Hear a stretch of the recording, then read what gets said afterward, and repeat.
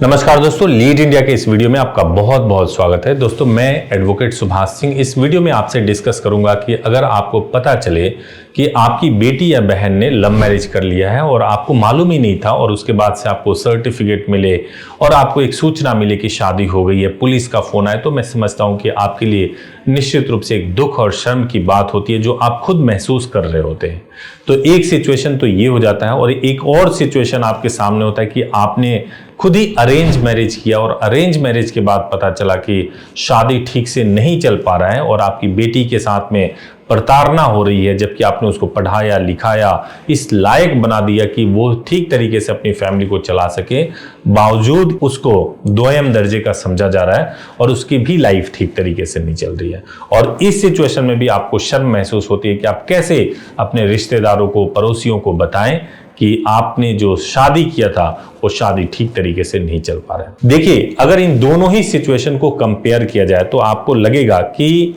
बेटी ने अगर खुद से शादी किया और वो सुखी है, अच्छे से रह रही है, तो कहीं ना कहीं एंड ऑफ द डे आपको लगेगा कि उसने अच्छा फैसला किया।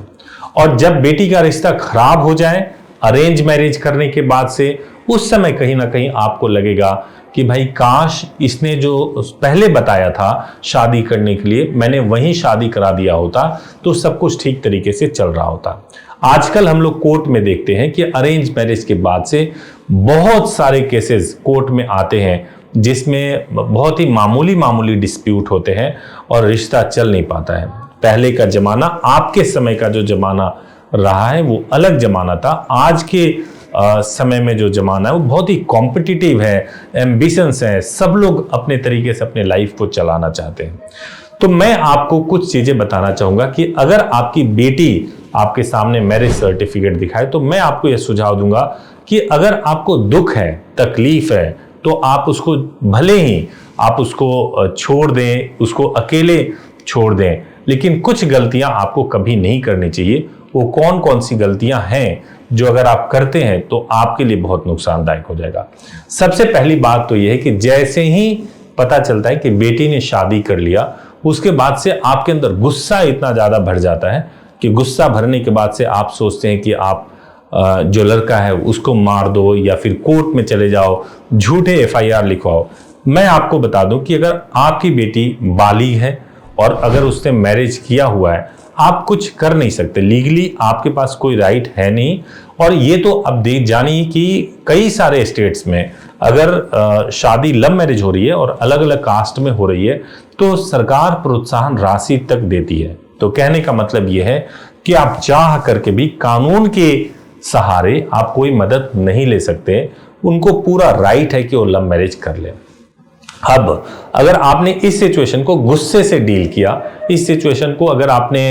अपने अहंकार या गुस्से में आकर के डील किया, तो मैं दावे के साथ कहता हूं कि आप अपने लाइफ को भी खराब करेंगे, आपकी अपनी तबीयत भी खराब होगी और बेटी की लाइफ भी खराब हो जाएगी। और वो बेटी जिससे आप बेइंतहा प्यार करते थे और केवल इस बात से नाराज हो गए क्योंकि उसने अपनी मर्जी से शादी कर ली। मैं आपको कुछ सॉल्यूशन बताता हूं। सबसे पहला चीज तो यह है कि संभव है जो आप सोच रहे हैं कि आपकी बेटी ने गलत फैसला लिया है और लड़का गलत हो, तो इस बात को जांचने के लिए जरूरी यह है कि आप अपनी बेटी का सहारा बने और आप अपनी बहन को समझाएं, अपनी बेटी को समझाएं कि अगर आपने शादी किया है तो हमें दुख है और हम आपके साथ नहीं रहना चाहते, स्वीकार नहीं करना चाहते, जो भी आप अपने हिसाब से करना चाहते हैं करें। लेकिन अगर तुम्हें तकलीफ हो तो तुम जरूर बात करो, किसी भी तरीके की तकलीफ हो तो बात करो। सबसे पहला सॉल्यूशन तो ये है। अब इस टाइम पीरियड के दौरान आपकी बेटी हो सकती है कि 2-3 मूर्खता कर दे, क्योंकि जब वो लव मैरिज करने जा रही है, कोर्ट मैरिज करने जा रही है, तो संभव है कि उसको जो भी एडवोकेट शादी करा रहे हैं या जो लड़के वाले हैं वो ब्रेन वॉश कर रहे हैं कि भाई अगर आपके माँ बाप आपसे बहुत प्यार से भी बात कर रहे हो तो आपको उनको ऐसे शब्द बोलना है जो कि बहुत ही लगे कि जो है सो मतलब अलग हो जाओ या कुछ इस टाइप से आपको बोलना है। तो उस वक्त बेटी का जो है ब्रेन वॉश हुआ रहता है, जिसके वजह से संभव है कि वो आपको ऐसी बातें भी बोल जाए जो आपको ना सही लगे और बहुत ज्यादा आप हर्ट हो जाए। मैं आपको बोलूंगा कि उस वक्त वो शब्द, वो बातें आपकी बेटी के शब्द नहीं है, आपको उसे इग्नोर करना चाहिए उस वक्त। जब आप इग्नोर करेंगे, जब आप कुछ समय देंगे, तो निश्चित रूप से बेटी को भी हो सकता है, अगर उसने गलती करी होगी तो उसको एहसास होगा।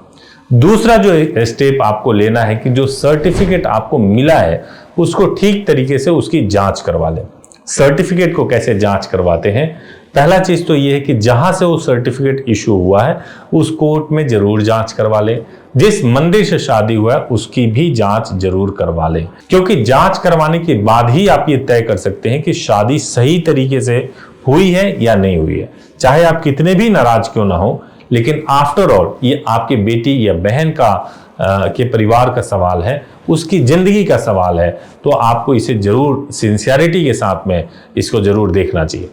दूसरा जो चीज है कि आप उस घर में सुरक्षा और सुविधा, जिस घर में बेटी ने शादी किया उस घर में उसको सुरक्षा और सुविधा मिले, ये जरूर सुनिश्चित करें। आप नाराज होकर अपने घर में बैठ जाएंगे और इन सारे विषयों पे अगर नहीं ध्यान देंगे तो उससे ये होगा कि आपकी बेटी के साथ किसी भी तरीके से मिसट्रीट किया जा रहा हो, कैसे भी मिसट्रीट किया जा रहा हो, मैं नहीं समझता कि आपको उससे खुशी मिलेगी। अगर आप थोड़ा संयम का परिचय देंगे और आप अगर लड़के के परिवार वालों से बात करेंगे और इस बात का दबाव बनाएंगे कि मेरी बेटी के साथ कुछ नहीं होना चाहिए, कुछ गलत नहीं होना चाहिए, उसको वो सुविधा और सुरक्षा मिलना चाहिए, तो संभव है कि आपकी बेटी की लाइफ बहुत अच्छी हो जाए और कल को आपको ओवर द टाइम आपको भी बहुत संतुष्टि मिलेगा, बहुत उससे अच्छा फील करेंगे। तो सुरक्षा और सुविधा भी मिले, इसको जरूर सुनिश्चित करें। और लास्ट में मैं आपको बोलूंगा कि आप अपनी बेटी को अकेला ना छोड़ें, उसे बेसहारा ना छोड़ें।